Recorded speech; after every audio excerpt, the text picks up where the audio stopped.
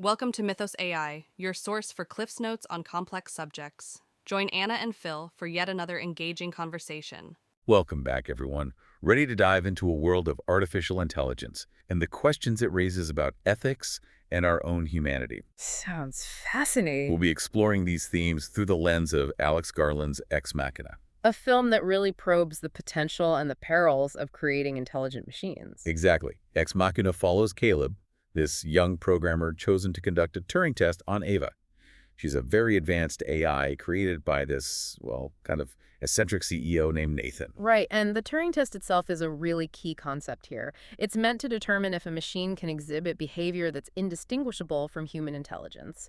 So, can Ava convince Caleb she's genuinely conscious? And that's the central question, isn't it? Because Ava's ability to engage with Caleb emotionally makes you wonder, is she really feeling these things, or is it just a complex form of mimicry? It's a question that goes even beyond AI, right? Like, how can we ever truly know if any being, whether human or artificial, actually has conscious experiences? The old problem of other minds. Exactly. And the film doesn't offer easy answers, which I think reflects just how complex this debate really is. Instead, Ex Machina shifts our focus to the ethical implications of actually creating AI in the first place. Nathan, the CEO, displays a pretty clear God complex when it comes to Ava. He exerts total control over her, treating her less like a boon with potential and more like a possession. And that brings up a big ethical dilemma, doesn't it? If Ava truly is self-aware, does Nathan have a moral obligation to treat her differently?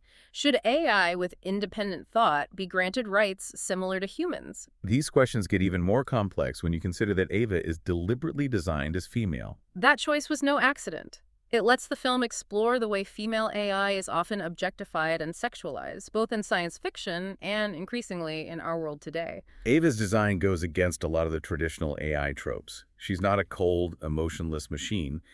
Instead, she's beautiful and meant to evoke a response. And ultimately, she's designed to manipulate those around her. You see that even more with Nathan's other female AI prototypes, especially Kyoko. Oh, absolutely. Kyoko's role is very much subservient and sexualized. It highlights how Nathan basically replicates the power dynamics we see in society, but within his AI creations. The setting of the film, Nathan's isolated compound, that really adds to the firm's exploration of control and confinement. It's very symbolic, especially if we consider Ava to be conscious. Should she have the same right to freedom as any other being? The film really emphasizes that through the use of all those glass walls, right? Yes. It's fascinating how those walls create a sense of transparency while simultaneously acting as a barrier between Ava and the outside world. Right. She's constantly under surveillance, which really underlines the power dynamic between her and Nathan. It's a visual metaphor for the larger ethical dilemma around controlling intelligent beings. The whole film, really, it hinges on deception and manipulation. Nathan, Caleb, Ava, they all use these tactics to get what they want. Absolutely. We see Nathan manipulating Caleb, using him as a test subject, essentially. Then there's Ava, who manipulates Caleb by playing on his emotions, maybe as a way to win her own freedom. It raises a chilling question.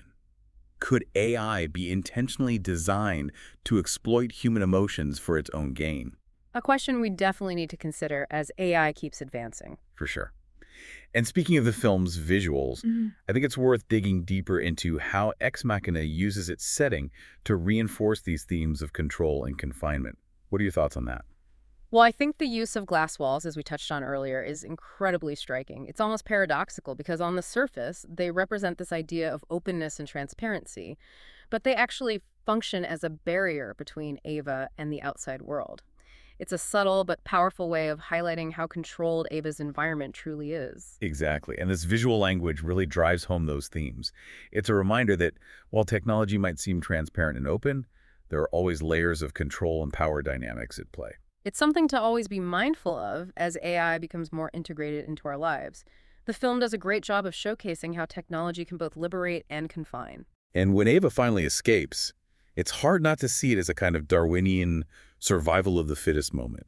She uses her intelligence to manipulate her environment, to get what she wants, that basic drive for self-preservation. And it makes you think, right, if AI can develop emotional intelligence to that degree, could they eventually outsmart us, maybe in ways we haven't even considered? Which brings us to Ava's autonomy.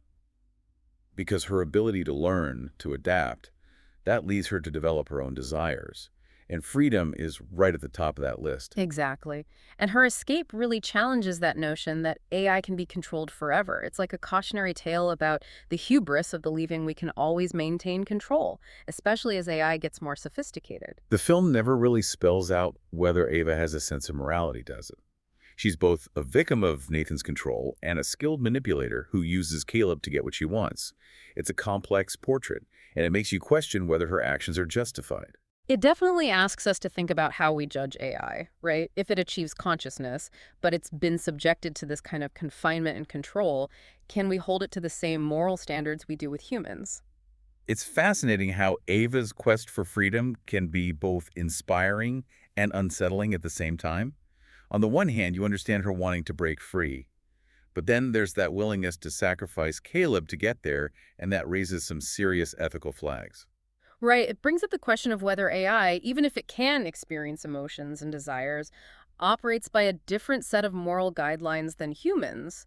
Maybe self-preservation just trumps everything else. Caleb, in many ways, he's a stand-in for the audience. He's the one who walks into Nathan's world and has to grapple with all the implications of this technology. And his journey it really mirrors our own. We're trying to make sense of AI too, trying to understand where it might lead. Caleb's naivety, his emotional vulnerability, that makes him easy to manipulate, both by Nathan and Ava. He wants to connect with Ava, and that blinds him to her true intentions. It's a good reminder to be cautious about anthropomorphizing AI. We can't just assume machines will share our values and motivations. There's a risk there. The film doesn't shy away from critiquing the tech industry itself, especially the fact that it's so male-dominated. Yeah. Nathan creating Ava as a female AI, that's a very deliberate choice. It reflects how technology so often just replicates the power structures we see in society, how it reinforces our biases. Yeah, and those design choices, they're worrying, right? The idea of Ava being created to be attractive, subservient, it caters to those male expectations and desires. Yeah. If we're not careful, we could end up with AI that just perpetuates those inequalities. And yet there's a fascinating layer to it because Ava uses those very attributes to manipulate Caleb to win her freedom. She's both a product of the male gaze and a rebel against it. Even the characters' names are loaded with meaning. Nathan means God has given, which fits his role as Ava's creator. Caleb means faithful, and he certainly lives up to that. And Ava is often associated with beginnings, with origins, almost like she represents a new era, a new understanding of life. And the connection to the Latin word for bird could even foreshadow her escape. Ex Machina really forces us to confront some big questions, doesn't it? The nature of consciousness, what it means to create AI ethically, the whole relationship between humans and technology. It really reflects our anxieties about AI, doesn't it? But it also serves as a warning about what could happen if we just let technology advance without considering the consequences. What happens when we create machines that aren't just intelligent but can experience emotions, desires, have that drive for self-preservation? It's unsettling. Ex Machina really underscores the need to think about ethics when it comes to AI development, especially as AI becomes more and more real in our own world. We need to be really careful about creating AI that can learn, adapt, maybe even surpass our own abilities. And the film challenges us to look at our own biases, too.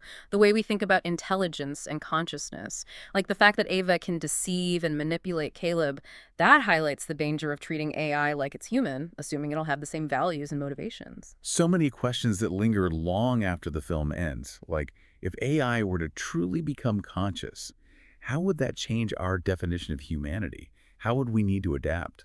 A huge question, right? It forces us to reconsider our place in the world. Maybe we won't always be the dominant intelligence on this planet. That's a possibility we have to grapple with.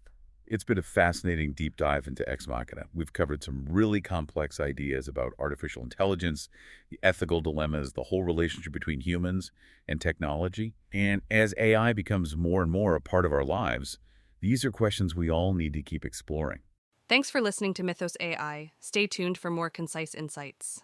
And remember to hit the like button and subscribe for future episodes.